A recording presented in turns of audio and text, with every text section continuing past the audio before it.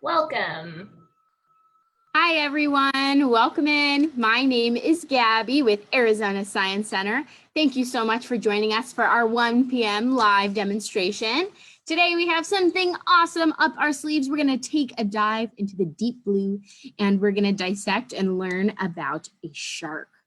Sharks are awesome creatures. I'm sure you guys have seen them, whether it's online in a documentary or at an aquarium. And there's lots of different species of sharks all over the world. So there's over 400 species of sharks that live in oceans worldwide, and they're super diverse, ranging in 8 inches long to 40 feet long. They eat a variety of things, so a misconception that they want to snack on us, that's not quite true. Some sharks eat seals, some sharks eat plankton. So there's a big variety of different kinds of sharks that share our world with us. And what we're going to do today is we're going to dissect a real shark. It's called a dogfish shark. So I'm going to go ahead and switch it over to the camera. Once again, this is a real dissection, so if you get a little queasy, I won't be offended if you flip away. I'll go ahead and switch it over now. All right, so this is a dogfish shark. Now, there's a bunch of different kinds of sharks that live in oceans worldwide. Again, they've survived all 5 major extinctions, and they've lived over 400 million years. So there's a lot of really cool adaptations that they have that help them survive. So this here is a dogfish shark. It's relatively small, usually only 3 to 4 feet long, and they eat squid, fish, crabs, and shrimp. So they have a small mouth on the bottom, and if you can see inside, they have tiny teeth, but they're all very sharp as well, meant for breaking through those crustaceans and things that they're snacking on. They're called a dogfish shark because they hunt in packs. So that kind of comes from that saying there. And then it's missing here, but when they're alive, they have sharp venomous spikes on the top of their fin here. So you can see he's very long, streamlined for swimming through the ocean. There's 2 fins on the side of the body, one on the back. And then the tail, if I flip it around, this tail really helps them move and push through the water. So they're using their body, which is a huge muscle, to swim through the water and propel themselves. They also have small fins down at the bottom, and then some other parts of their anatomy that we'll get into in just a second. Now, on the outside of the body, you can see that they have kind of gray skin with little polka dots on the top, and on top of their body are essentially scales. They're modified scales called denticles, and they're similar in composure to our teeth. So these are smooth in one direction, rough in the other direction. They kind of feel like sandpaper. If you have sandpaper at home, that's what it feels like in the opposite direction. But in the direction that they're swimming, it's very, very smooth. It helps them glide through the water. And some Olympic swimmers use this technology in their bathing suits as well. Now, coming up to their face, they have 2 eyes, just like we do, one right here and one right here. They have nares, kind of like nostrils like in our nose. So here's one nare and the other nare. And this does control their sense of smell. Their whole body is essentially a giant ear and nose. They have tons of sensory options. Now, near the nose, there's these small little holes that you probably can't see, but they're little pinprick holes. These are called ampullae of Lorenzini. Now, these are just a fancy word for really awesome sensors that detect temperature, pressure, and electrical fields. This is all located on their rostrum, or their snout, which is like their nose here. They do have ears, but they're not quite like ours. They're not external ears, they're inner ears. So right in here, that's their inner ear, and that helps them locate food as well. On the side of their body, they also have something called their lateral line. That's this line right here. Now, this lateral line is filled with sensory pores that help pick up vibrations in the water. So they are really set to help detect prey, predators, and anything else swimming around in the ocean. I want everyone to take a deep breath in and a deep breath out. What are we breathing with? And what are we breathing? So we have lungs inside of our body that help us breathe oxygen, but sharks, they do not live in the air like us. They live underwater. So they have adaptations to help them breathe underwater. Does anyone know what those are called? If you said gills, you are correct. So they have gills. That's these little slits right here on the side of their body. And these help pick up oxygen from the water. The water passes over these filaments. They grab onto the oxygen using these, and that helps pump oxygen through their body. Some people might have heard the myth that sharks have to keep swimming to avoid, to allow themselves to breathe. That's true for some sharks, but not all. A lot of other sharks can pump water in and out of their mouth, and that helps it run over their gills. So they really only have to keep swimming to stay afloat. All right, so we're gonna go ahead and take a look inside of our shark to take a peek at the inside anatomy.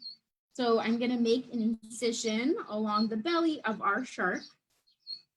And we're gonna look at some of the organs and internal anatomy features of our shark. So I'm gonna go ahead and cut through the belly right here.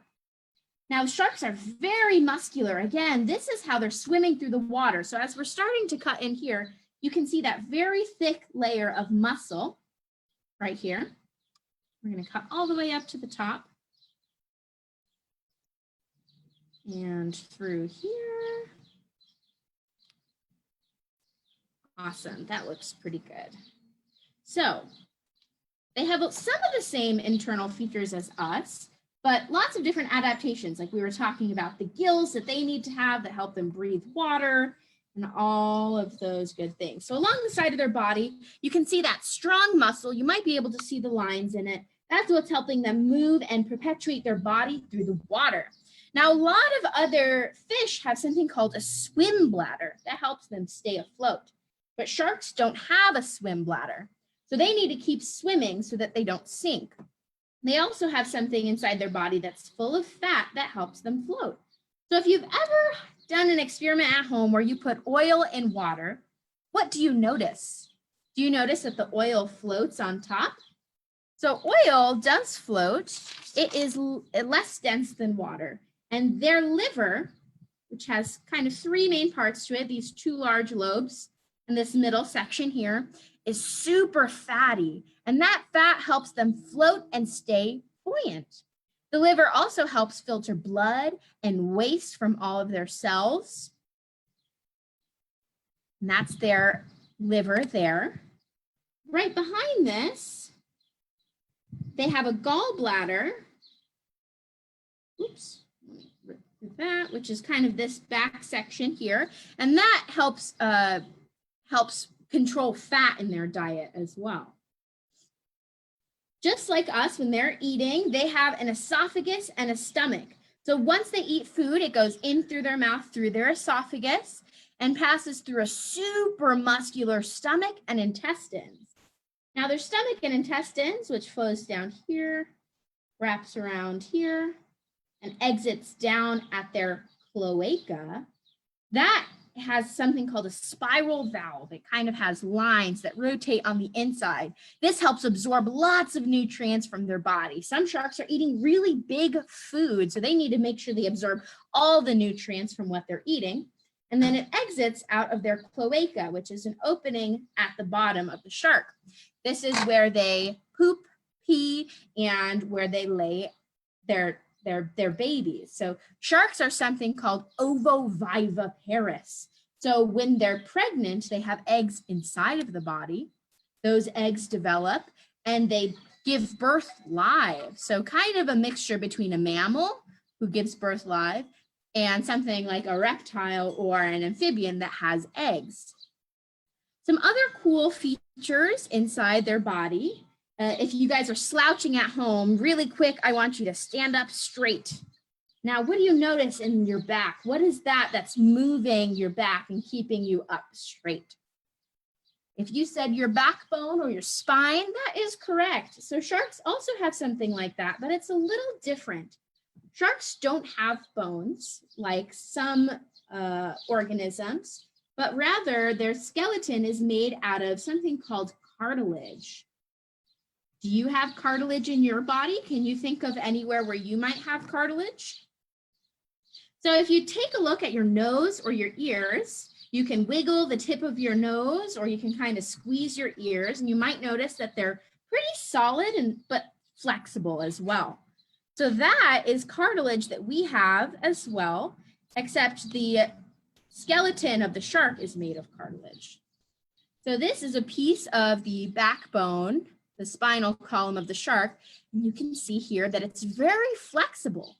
So this is their cartilaginous skeleton that's allowing them to swim and move through the water, keeps them very lightweight, and again is similar to what we have in our noses and in our ears. That all moves in there. One more thing about shark reproduction, the dogfish shark, an interesting fact, is they have one of the longest pregnancy periods of most animals today. They can be pregnant for 22 months. It's a little too long, in my opinion. All right, now I'm going to see if I can show us the heart. So sharks have 2 chambers in their heart that helps pump and regulate blood through their body as well. So this is the heart right here. Again, it's protected in a cartilage, kind of like a rib cage like we have. And there's one chamber of the heart and the other one in the back there. And that's kind of central in their body. That's helping pump blood up to their brain, throughout their body. And they have lots of muscles, so they need lots of oxygen-rich nutrients that are going to be flowing to their muscle as well. And then about their eyesight, they do live underwater, but they have similar vertebrate eyesight to a lot of other animals, like even to us. They can see dim light, so they have lots of rods that help to reflect light changes in the water. They also have something called a tapetum lucidum, which helps reflect light in low light conditions and kind of shines light to the front of their eye. And there is evidence that shark eyes' pupils can open and contract, so they should have pretty good vision as well.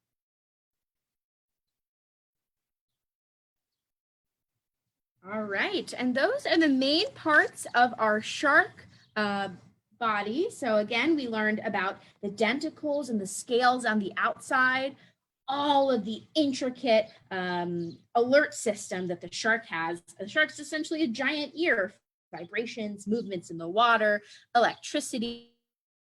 And there's a lot that sharks can teach us. They're super important to the environments that they live in. They help clean up ecosystems, and a lot of other animals in the ocean depend on them.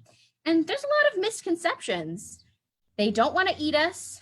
Some sharks don't even eat large pieces of meat. And you're more likely to be struck by lightning than you are to be attacked by a shark.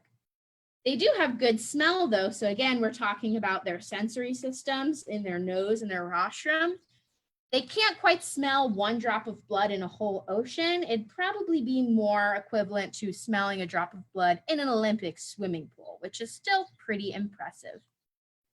All right, thank you guys so much for joining us for our shark dissection today. I hope you guys learned a little bit about these awesome creatures that live in our oceans. Again, if you have any questions, feel free to post on the Facebook, and join us again tomorrow for more demonstrations. Check out our website, azscience.org, to learn more. Thank you for joining me, and have a great day.